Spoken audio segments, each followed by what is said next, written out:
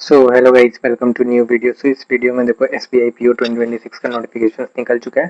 तो इस वीडियो में मैं A to Z सब कुछ बताने वाला हूँ, ठीक है। सो अगर आपने वीडियो लास्ट तक नहीं देखा तो आप बहुत कुछ मिस कर दोगे। सो मैं आपको यही प्रेफर करूँगा कि लास्ट तक वीडियो पे बने रहो। चलो बात करते फटाफट। देखो इसका एप्लीकेशन जो है वो 18 जून को रिलीज हो गया और 8 जुलाई तक आप फॉर्म भर सकते हो। मतलब 18 जून से 8 जुलाई के बीच में आप फॉर्म भर सकते हो। तो लास्ट डेट का वेट मत करना, जितना जल्दी हो उतना जल्दी फॉर्म भर देना, ठीक है। अब बात करते हैं इसका प्रीलिम्स एग्जाम का डेट। तो देखो यार, अगस्त में आपका प्रीलिम्स एग्जाम होगा। ये डेट आ चुका है, ठीक है। मतलब एक्चुअल किस डेट में होगा, एक्चुअल डेट वो भी नहीं पता चला है, बट हाँ अगस्त में हो जाएगा। और इसका मेंस एग्जाम जो सितंबर में हो जाएगा, ठीक है। तो उसके लिए भी रेडी रहना। बात करते हैं साइकोमेट्रिक फिजियोमेट्रिक जो उसका टेस्ट होता है वो अक्टूबर नवंबर में हो जाएगा, ठीक है। बात करते हैं इंटरव्यू एंड ग्रुप एक्सरसाइज वगैरह, वो भी नवंबर में हो जाएगा। बात करते हैं एलिजिबिलिटी क्राइटेरिया। तो इसमें क्या, देखो यार, आपका एज अगर आप 21 साल से 30 साल के बीच में है तो आप इस एग्जाम के लिए एलिजिबल है, ठीक है। एज पर 1/4/2026 ये नोटिफिकेशन में दिया हुआ है कि अगर आप इस एज के अकॉर्डिंग है तो मतलब कि अगर आपका डेट ऑफ बर्थ 2/4/1996 से लेकर 1/4/2005 के बीच में है तो आप एलिजिबल है। अगर आपका डेट ऑफ बर्थ ये या ये तो भी आप एलिजिबल है, ठीक है।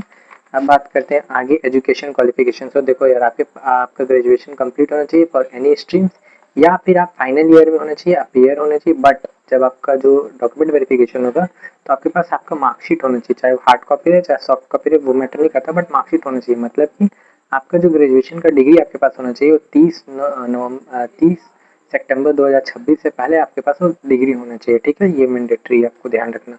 अब बात करते हैं नंबर ऑफ अटेम्प्ट। तो देखो यार, यहाँ पे नंबर ऑफ अटेम्प्ट होते हैं। तो जैसे कि देखो अनरिजर्व कैटेगरी जैसे जनरल और EWS के लिए नंबर ऑफ अटेम्प्ट जो है वो 6 है, ठीक है।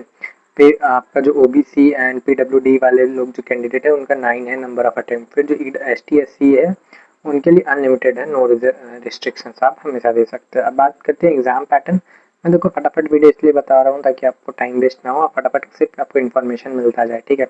अगर आपको वीडियो अच्छा लग रहा हो then please subscribe the channel, ताकि आने वाले वीडियो का नोटिफिकेशन भी मिलता रहे। सो देखो बात करते हैं इसका एग्जाम पैटर्न क्या। पहले आपका प्रीलिम्स होगा, देन फिर अगर आप प्रीलिम्स क्वालिफाई करते हैं देन आप मेंस में जाओगे, देन मेंस क्वालिफाई करने के बाद आपका ग्रुप एक्सरसाइज एंड इंटरव्यू होगा। बट ये जो है सिर्फ क्वालिफाइंग नेचर है, इसका मार्क्स आपका इंक्लूड नहीं होता प्रीलिम्स का। जो मेन आपका कटअप बनते हैं ना, जो मार्क्स बनते हैं आपका मेंस और ग्रुप एक्सरसाइज और इंटरव्यू के मार्क्स के बनते हैं, ठीक है। सो देखो प्रीलिम्स में आपको क्या क्या पैटर्न रहते हैं। प्रीलिम्स में देखो आपको 3 पेपर रहते हैं, English, quantitative aptitude and reasoning. English के आपके 40 क्वेश्चन रहते हैं, एप्टीट्यूड के आपके 30 क्वेश्चन रहते हैं, रीजनिंग के आपके 30 क्वेश्चन रहते हैं। टोटल आपका 100 मार्क्स का पेपर रहता है, टोटल 1 घंटे का ये पेपर होता है, ठीक है। अब बात करते हैं मेंस एग्जाम। तो देखो मेंस एग्जाम में क्या क्या सब्जेक्ट है। इसमें देखो रीजनिंग है और कंप्यूटर एप्टीट्यूड है, ठीक है। फिर डेटा एनालिसिस एंड इंटरप्रिटेशन है, फिर general awareness, economics and banking knowledge है, इंग्लिश लैंग्वेज। इसमें टोटल 4 पेपर है।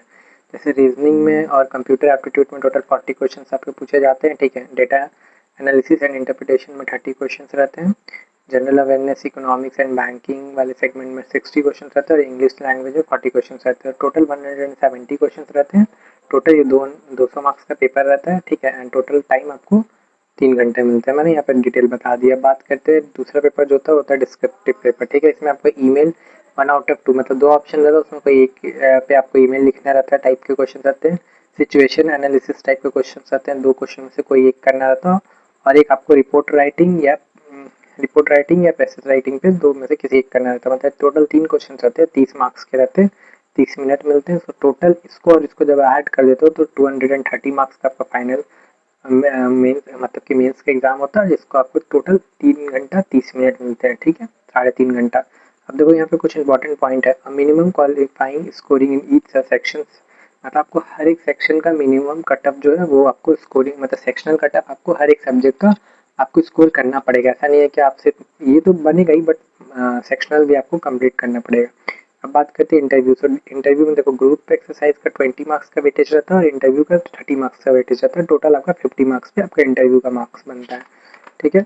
अब बात करते हैं last but not the list, salary. तो देखो यार, इस पर जो स्टार्टिंग सैलरी होता है वो सिटी टू सिटी डिपेंड करता है। मान लो आप बॉम्बे जैसे या दिल्ली जैसे एरिया में, बॉम्बे या दिल्ली जैसे मेट्रो वाले एरिया में है तो आपका सैलरी मान के चलो 1 लाख 80,000 के अप्रॉक्सीमेट में रहेगा। बट अगर आप जनरल कैटेगरी मतलब जनरल एरिया में भी टियर 2 के एरिया में भी है तो भी आप मान के चलो कि आपका सैलरी 1,25,000 से लेके 1,50,000 के बीच में रहेगा, ठीक है। प्लस आपको सम अलाउंसेस भी इसके साथ आपको मिल जाते हैं, जैसे आपको रेंट अलाउंसेस हो गया और बहुत सारे अलाउंसेस है, ठीक है। तो ये एग्जाम आपके लिए बहुत ज़्यादा बेनिफिशियल है। सो अगर आपको वीडियो अच्छा लगे then please subscribe the channel. अगर आपको किसी और टाइप के वीडियो पे चाहिए मतलब किसी और टाइप के कंटेंट की वीडियो चाहिए नीचे कमेंट कर सकते हैं।